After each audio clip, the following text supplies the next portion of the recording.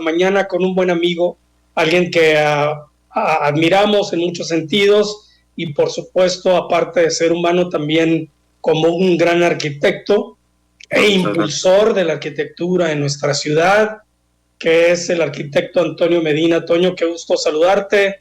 Bienvenido a Espacio Alternativo.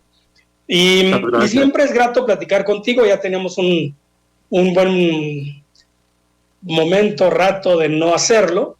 2 años y medio más. Y bueno, falleció desafortunadamente hace 2 días uno de los grandes arquitectos mexicanos. Dicen que propiamente pues el último de los gran arquitectos de este movimiento moderno. No sé si es el brutalismo mexicano o cómo llamarle.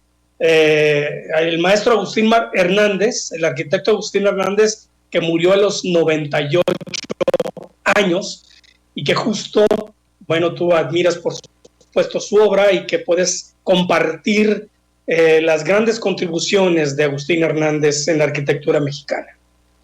Sí, buenos días a todos. Muchas gracias por la invitación. Encantado de estar aquí con ustedes. Pues sí, efectivamente se fue Agustín Hernández Navarro. Sí. Todavía a sus 98 años, todavía le daba lápiz. De hecho, acabo de ver una entrevista muy reciente de él antes de fallecer.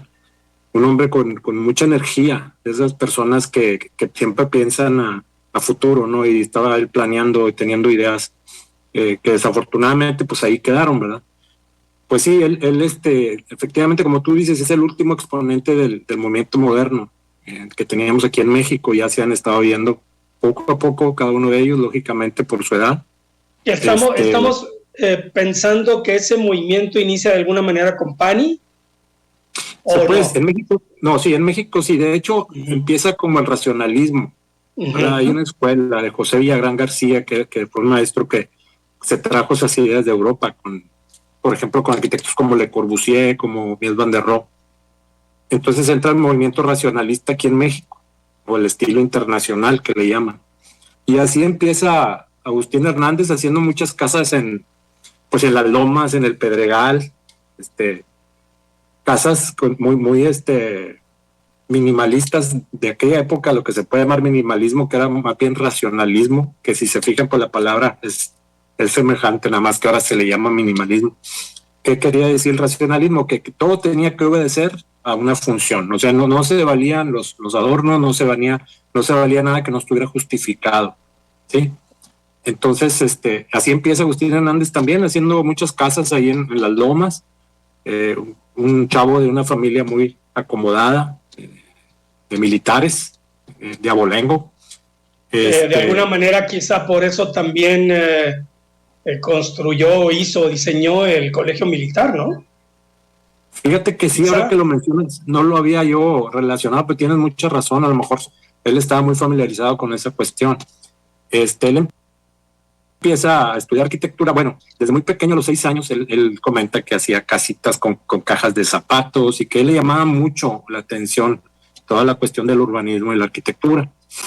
Posteriormente él tenía pensado estudiar ingeniería electromecánica, pero su hermano mayor se inscribió en arquitectura y sus papás le cambiaron ahora sí que la jugada y él continuó por el lado de su hermano.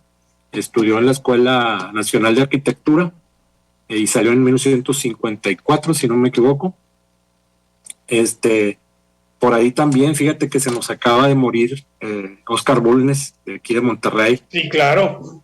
Yo lo relaciono mucho porque Bulnes era discípulo de él. Si bien no creo que he llevado clases con él, me parece que no. Pero siempre lo sigo y lo admiro mucho. Yo lo escuché de su propia voz y me contaba muchas cosas él de Agustín Hernández. Oscar Bulnes, para ubicarlo, es el autor del Macroplaza, por ejemplo, y todos los edificios aledaños como el auditorio, el Teatro de la Ciudad de Monterrey, todo el edificio del Infonavit, todo ese conjunto, incluso que finalmente, como bien lo mencionas, así como la obra del arquitecto Agustín Hernández, pues es muy geométrico, ¿no? Totalmente. También lo de Bulnes. Sí, y brutalista en el sentido de las proporciones, ¿verdad? Que hacían obras muy monumentales. Otra de las características del brutalismo, pues es los acabados naturales, ¿verdad? No, ellos nunca usaron pintura. Bueno, a lo mejor Bulnes ya al final, pero a Agustín Hernández le gustaba el concreto así desnudo, ¿verdad? Martelinado, le gustaba la apariencia natural del concreto y unas proporciones muy grandes. Obviamente, como todos los artistas, pues tuvo etapas, ¿no? Y él, pues más o menos siguió su mismo concepto hasta el final. Entonces, volviendo a lo de Bulnes, bueno, él lamentablemente hace como 2 semanas también se nos adelantó. Y es curioso, ¿no? Cómo ahora el maestro de todos los arquitectos de esa época, pues también ya se nos va. Fíjate, arquitecto Antonio, que es muy importante mencionar sobre el trabajo de este gran arquitecto, Agustín Hernández, porque no nos imaginamos la influencia que tuvo y el gran trabajo que realizó sobre los edificios, sobre sus construcciones, la gravedad, el hacer esos edificios que tenían para él también alguna relación con lo prehispánico, con las construcciones prehispánicas, pero también con la escuela alemana, que también, por supuesto, que la hemos escuchado, que es la arquitectura Bauhaus. Y entonces ese tipo de cosas que pues normalmente nosotros podemos admirar un edificio y no sabemos muchas partes del contexto.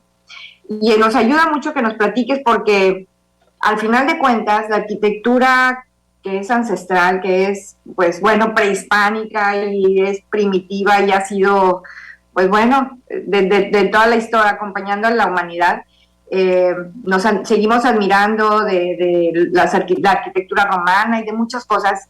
¿Qué importancia nos deja la arquitectura, esas grandes estructuras con ese manejo del peso, de la gravedad que manejaba este arquitecto, que parecen a veces edificios también de futuristas o de ciencia ficción? La casa en el aire, por ejemplo, ¿no? Es una obra que ha sido muy fotografiada. Yo creo que es de los arquitectos mexicanos que más repercusión han tenido a nivel mundial por la proyección que se le ha dado en libros, y en videos y en reseñas, ¿no? Precisamente porque él hizo una arquitectura que te impacta. O sea, no puedes evitar decir, wow, aunque seas arquitecto, no seas arquitecto, es una arquitectura muy sensual, muy es como si vieras un Ferrari en arquitectura, ¿no? Unas líneas verdaderamente muy bien estudiadas, proporcionadas. Además, él tenía mucho sentido de la estructura. Esa casa en el aire, pues definitivamente es como que la culminación de todo eso que él siempre trajo. El edificio Praxis, que era su taller, también, que es una cosa muy interesante, porque como tú dices, es algo futurista, pero trae mucho de la arquitectura prehispánica. Y al mismo tiempo, pues tiene una buena dosis de ingeniería estructural. Entonces, son obras que verdaderamente, como les digo, han sido muy analizadas, fotografiadas, reseñadas, porque han levantado mucho inspiración. Kenzo Tange, que fue ganador del Pritzker, lo admiraba demasiado, le mandaba cartas de cada una de sus obras. Por ahí están los archivos de la admiración que sentía un Pritzker por él, ¿no? que es algo verdaderamente interesante, ¿no? Y tú como arquitecto, por supuesto que hay muchísimos arquitectos que admiramos y que han dejado una gran influencia, arquitectos mexicanos, pero hablando precisamente de la arquitectura del maestro Hernández, de este gran arquitecto, para ti, ¿cuál ha sido alguna que te haya marcado, que digas, me acompaña en mi trabajo, ha influenciado en mi trabajo, de las que él ha realizado, y por qué? Pues yo creo que la casa en el aire, definitivamente, y el edificio Praxis, que era su casa estudio, porque él vivía en la parte de arriba, creo, y abajo era su despacho, y en el tercer nivel era una biblioteca, ¿no? Con una terraza. Y yo pienso que arquitecto, la casa que inclusive el arquitecto Agustín Hernández le construyó a su hermana, la gran bailarina y coreógrafa Amalia Hernández, también es una joya, y así haz de cuenta que es como una casa futurista, ¿no?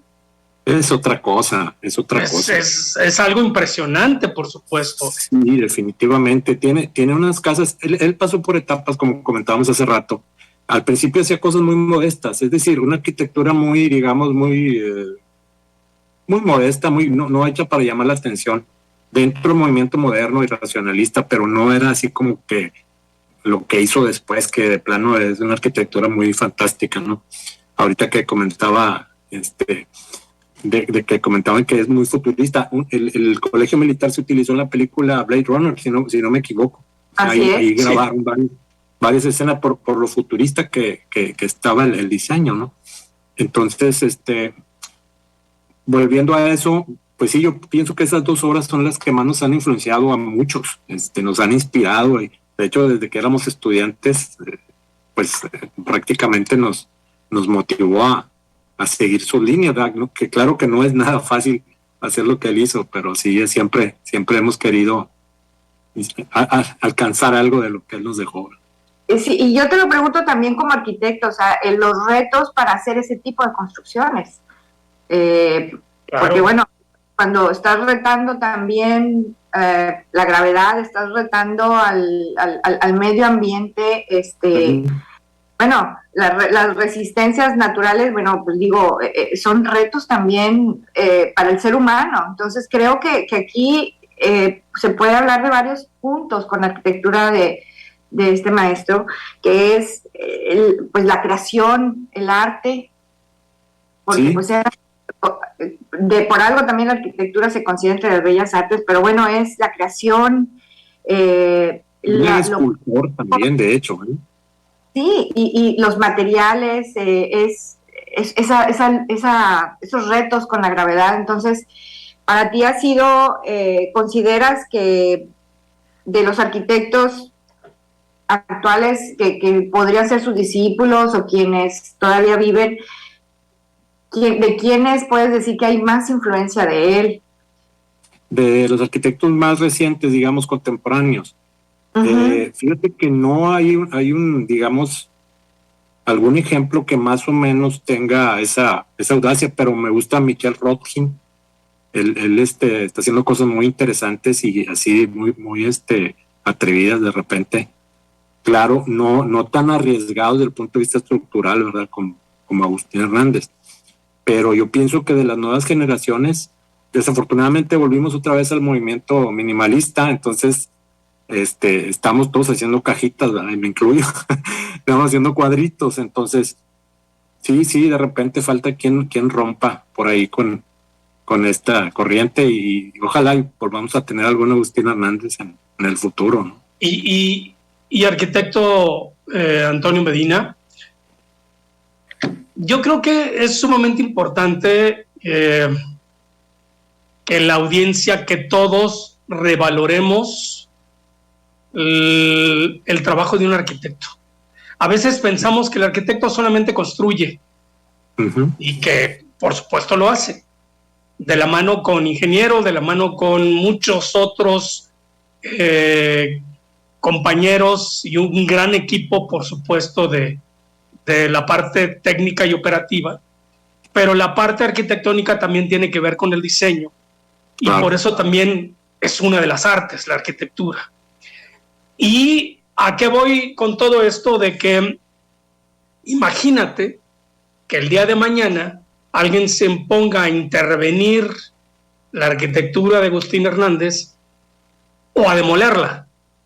Entonces, volvemos a lo mismo. En Nuevo Laredo quizá tenemos pocos ejemplos de una arquitectura vanguardista, por así decirlo, en su momento, porque obviamente van cambiando los tiempos, y de repente no nos importa y demolemos y tumbamos y afectamos, intervenimos, cambiamos, y entonces no permitimos que la arquitectura deje un paso de memoria.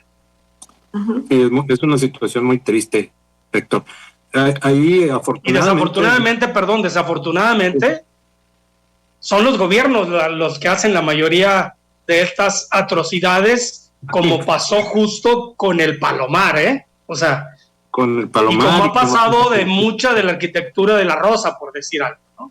Aquí tenemos, justamente lo que iba a mencionar, la arquitectura de la Rosa y de Guillermo Rosell son unos ejemplos que en lo personal, yo me hubiera gustado, ¿verdad?, que tuvieran que estuvieran dentro de un programa de protección. Claro.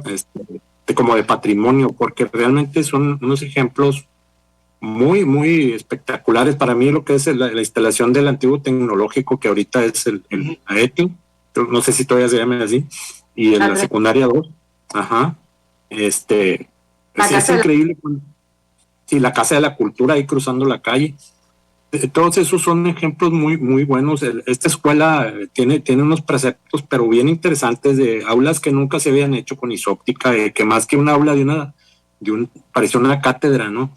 Entonces, unas formas geométricas increíbles. Yo me tocó la suerte de estudiar en esa secundaria, y desde entonces yo apreciaba la forma que hacía una columna, Rosell y la Rosa. Digo, te dejó una influencia, arquitecto, ya desde entonces, ¿no? Desde secundaria. Sí, definitivamente yo no tenía en ese momento pensar estudiar la arquitectura, pero sí, me marcó de alguna manera, tienes toda la razón. Y ojalá hubiera un comité de patrimonio histórico aquí en Nuevo Laredo. Yo desconozco si todavía existe, creo que está inactivo, pero yo pienso que sería la mejor solución para proteger lo poquito que tenemos, para buscar la paloma, por ejemplo. Pues claro, de Florentino Medina, claro, y es trabajo justo del Cabildo, o sea, sí de la sociedad civil, pero el Cabildo es el que tiene que hacer las declaratorias a nivel local, y por supuesto todo aquello que consideren que tiene un valor también importante como patrimonio nacional, bueno, pues buscar por supuesto que el Instituto Nacional de Bellas Artes se involucre y lo declare como patrimonio, pero desde lo local tenemos que empezar y a respetar la arquitectura. O sea, estos edificios, como bien mencionas, que qué bueno que no los han tirado, la secundaria, la ETI, la Casa de la Cultura, al contrario, la Casa de la Cultura, el edificio Manuel La Rosa, que se reconstruyó y se restauró en la administración de Pepe Suárez, se trató de respetar la arquitectura original, pero los otros edificios se han venido interviniendo y le quitan y le ponen Entonces, a ver, ¿cuándo? Vamos, o sea, ya deja de ser la arquitectura por lo que fue realmente diseñada y para lo que fue diseñada, ¿no? Sí. Vuelvo a lo mismo, el ejemplo del Palomar. A algunos les gusta, a otros no les gusta, pero el edificio era sumamente interesante. Los que recordamos el Palomar como se construyó también por la Rosa y Rosell. Y después, bueno, desafortunadamente era un edificio pues, en una de las administraciones de Horacio Garza hicieron ese edificio horrible que estaba. Sí, era un edificio mucho más importante lo que hizo el arquitecto Manuel La Rosa, y como bien dice ese arquitecto Medina, es muy importante, Antonio, que haya un consejo. Ahorita estas escuelas, estas obras del maestro, del arquitecto La Rosa, pues ya requieren mantenimiento, pero además ni siquiera conocemos, la mayoría de los neolaredenses, que tenemos esas obras aquí arquitectónicas. Se debería de haber unas placas ahí afuera donde se le diera todo el crédito, que se hiciera afuera de la Casa de la Cultura, que bueno, cuando la hizo él era el CREA, pero es importante que los mismos que vivimos aquí conozcamos nuestros valores y monumentos artísticos, ¿no? Y conocer la historia. No es lo mismo decir, le vamos a poner el nombre a tal lugar de X persona, cuando investigas y hay alguien que te dice, estos son los que se deben, los que debemos de rescatar, ¿no? Y de mantener en la memoria. Entonces yo creo que sí, es muy importante, y sobre todo, bueno, que nos interesemos y que haya también quien nos ayude a dirigir ese interés para que vaya a buen fin. Fíjate que hace unos días publicaron en la página de Facebook del Archivo Histórico que una persona, no recuerdo su nombre, fue a donar un libro de las obras de la Junta Federal de Mejoras Materiales, ¿no? Que fue cuando se hicieron estas obras, ¿verdad? Y a mí se me hizo muy interesante que ya estuviera ese porque vale oro ese libro, porque es un testimonio de las obras cuando se realizaron nuevecitas.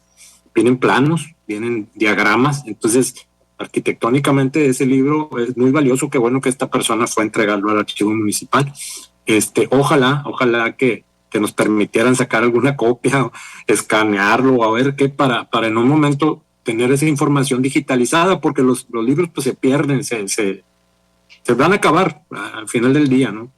Entonces, sí, y que sea más accesible para todos, y eso pueden ser elementos que sirven, ¿no? Justo claro, para seguir respetando esa arquitectura o para tomarlo como base, ¿no? Finalmente forma parte de la historia de nuestra ciudad. Claro que sí. La memoria. Arquitecto, yo considero, no sé tú qué opines, pero hablando también de las cosas que tenemos ya de un patrimonio artístico, también importa nuestro futuro en la ciudad.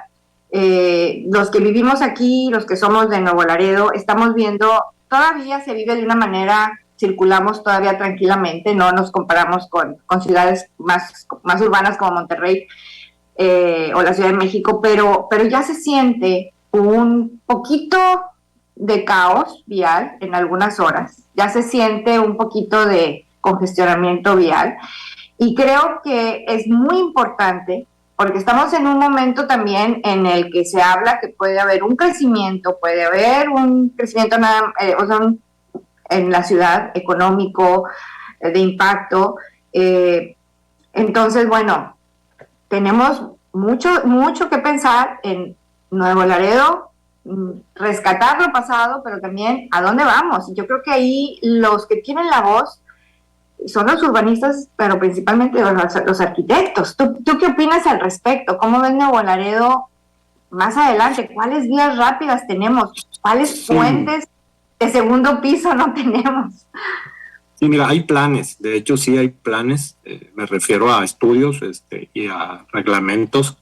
Por ahí creo que ya se le dio una actualización al plan que había hasta 2020, ahorita ya creo que es 2030, no estoy ahorita muy seguro, pero prácticamente si se siguen esos planes al pie de la letra, pues sí se puede lograr un crecimiento ordenado, ¿verdad? No un crecimiento tumoral, sino un crecimiento orgánico. No se van a reparar todas las fallas que vienen desde el principio, ¿no? Desde que la ciudad se fundó, obviamente. Estamos limitados en 3 de nuestros lados por el río Bravo, ¿verdad?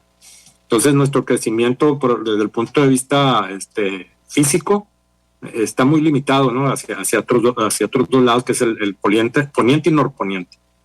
Entonces, bueno, y el sur. Pero todo lo que es la vega del río Bravo, pues es como si tuviéramos un muro ahí, ¿no? Entonces no podemos crecer para allá. Claro. Afortunadamente se hizo el Boulevard Colosio, que yo sigo insistiendo que fue un acierto de la autoridad en ese momento, porque si ustedes se fijan, es una de las principales, si no la principal vía de circulación diaria. Si ustedes ven a las horas pico, está completamente saturado, ¿verdad? Se puede decir. Pues, Toño, entonces, yo creo que hay mucho para seguir conversando sobre esto. Sí. Muchas gracias por esta oportunidad. Por supuesto, recordar también al arquitecto Agustín Hernández y a seguir impulsando la arquitectura, el urbanismo, por supuesto, para una mejor ciudad. Muchas gracias, Toño. No, al contrario, yo encantado como siempre. Un abrazo, arquitecto. Igualmente, fuerte abrazo. Gracias, buen día. Muchas gracias.